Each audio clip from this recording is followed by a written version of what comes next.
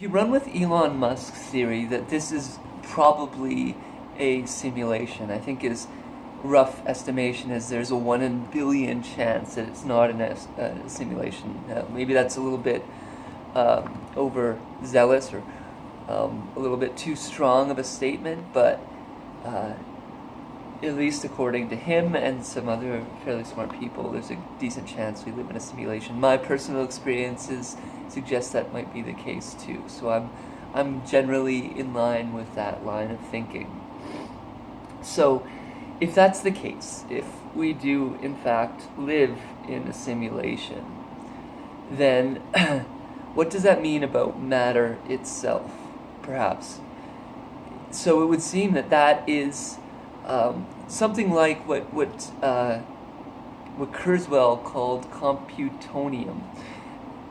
You know, computonium, according to him, is a vastly more intelligent substance than what we would generally consider matter to be. But if it is in fact perhaps coded already, there might be a lot more intelligence in it than we may suspect. In that,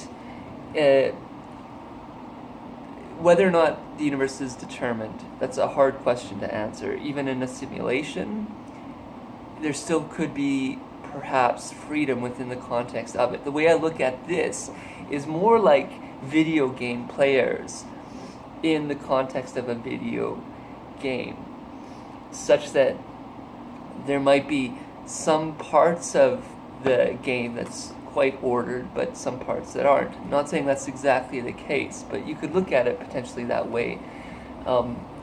That Mario in the game has some level of indeterminacy. But maybe that goes all the way down. Maybe matter indeed has a high level of indeterminacy, even in a game like this. And even matter has a much higher level of sort of intelligence, as it were, than we generally grant access to it. My fractal theory kind of suggests that, for one thing, there might be an ordering system that transcends time, and that would be what I consider the fourth fractal, the fourth superfractal, as it were. And in that sense, you could look at individuals that dwell in that place as roughly speaking God. You know, maybe there is one primary God.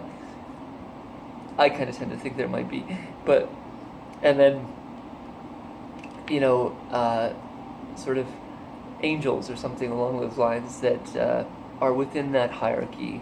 And then we would be, in my theory, unfortunately, in the upper areas of hell in some regards, just because, and I hate to say this, but we have to eat to live. We kill to live. And I don't know if there's any escaping that. I don't know. But, you know, even if it's a simulation, we're still having to kill within the context of that simulation to live, as it were. Arguably, trans-simulation, that we might not even have to kill. I don't know. It's a hard question to answer. So these are some open questions, but it's interesting though, right? Because a lot of the old mythologies about God and about angels could kind of at least be true. See,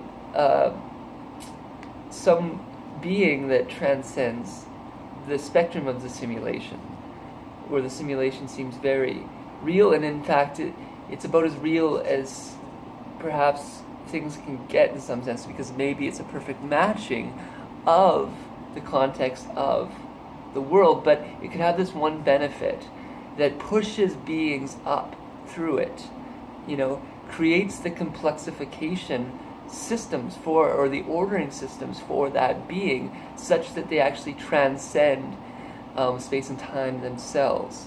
So the nuanced structures in the simulation help enhance the being such that they can actually transcend the simulation itself.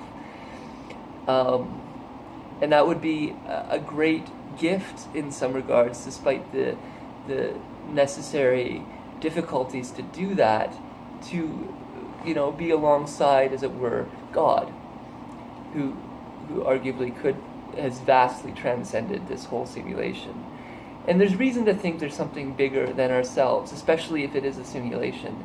You know, we have got allergies to the word God, kind of understandably, but this idea can help institute an idea that there is indeed something perhaps more good, especially if you take this position like I do, that it's actually God is actually pulling us up, or some higher beings are pulling us up through the different stratas of the simulation to fully witness, fully comprehend and be with them if we so do good enough within the simulation process, as it were. Because there would be a standard for which it would seem we need to meet to be a place in which we ourselves can create simulations or something like that.